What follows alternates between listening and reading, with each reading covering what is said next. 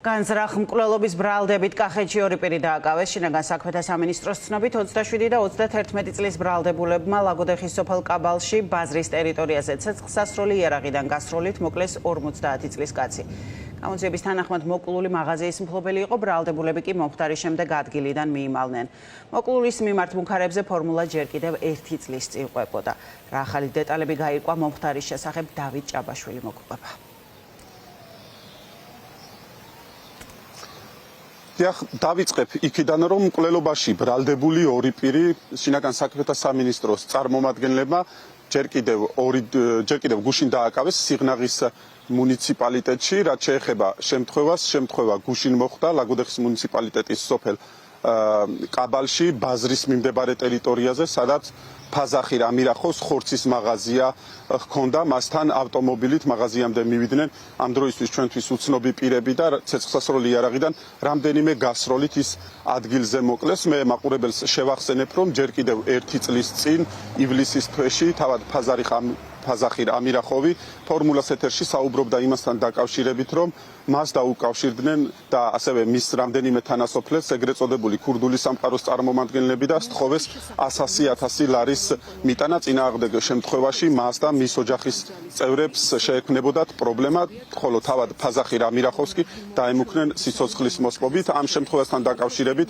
დაიწყო შინაგან საქმეთა სამინისტრომ გამოძიებაც, თუმცა როგორც ხედავ, კონკრეტული შედეგი გამოძიებამ ვერ გამოიღო და უკვე 1 წლის შემდეგ ფაზახი რამირახოვი საკუთარი მაღაზიის წინ ჩაცხრილეს. ადგილობრივები ამბობენ, რომ გაიგეს სროლის ხმა, ასევე დაინახეს თუ როგორ ეცემოდა ის მიწაზე მისი გადარჩენა სამწუხაროდ ვერ მოხერხდა. ოპოზიციაში კი ამბობენ, რომ ხელისუფლება გადართულია მხოლოდ ოპოზიციონერების დაკავებით და კრიმინალს ყურადღებას საერთოდ არ აქცევს.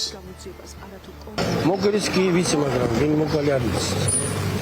თქვენ აი თუ აქ ხართ ხოლმე და თუ გადიდიათ აი ვინმე მოსულიყო მასთან ჭუბი მოსულოდა ან დამუქრებოდა. ეგეთ რამე არ არის. ემუქრებოდნენ თუ არა მას? კაციშვილი არა. იმიტომ რომ შარშან ჩვენ სიმღერით ხონდა მომზადებული იმასთან დაკავშირებით, რომ მას სწოდენ ფულს თუ არა და მოკლავდნენ. ან თვითონ საუბრობდა ჩვენთან ამაზე. ეს არის არ გამიგია ეს. რომ არაფერ პროტეზი არ ქონია არავისთან. ისეთი არ ქონია პროტეზი. ეს რანაირად იყო? ათიშვილი არის ეს რადო მოხდა ეს. რა დაინახეთ რო გითხრა? არ ნახე ვინ მოეცა თქთე ეს არ ნახე ვაფშე. ხმა მოდის მოდის იქნა ზავალ მოგდაოჟ. ხმა გაიგე?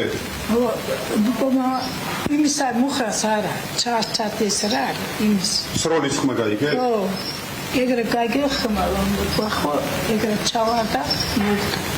მაშინ, როდესაც ჩვენს ქვეყანაში ასეთი მძიმე სოციალური ფონი გახლავთ, როდესაც სახელმწიფო მმართველობა მთლიანად გადართული არის ოპოზიციური პარტიების ხელმძღვანელთა დატუსაღებებით, აქციის მონაწილეთა დარბევებით, ფიზიკური ანგარიშწორებებით და მათი დაკავებებით, არა რა თქმა უნდა, აი ეს ყველაფერი ხელს უწყობს აი იმ მდგომარეობას, რაც საქართველოში არსებობს დღესდღეობით. გვავიწყდება ასევე ის, რომ სწორედ აი ამ კრიმინალურ სამყაროს აქტიურად იყენებს ხოლმე ჩვენი ხელისუფლება არჩევნების დროს.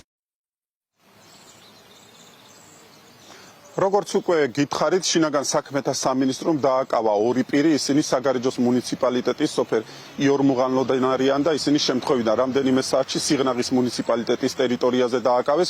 გამოძიება კი 100 მუხლით დაიწყო, რაც განზრახ მკვლელობას გულისხმობს.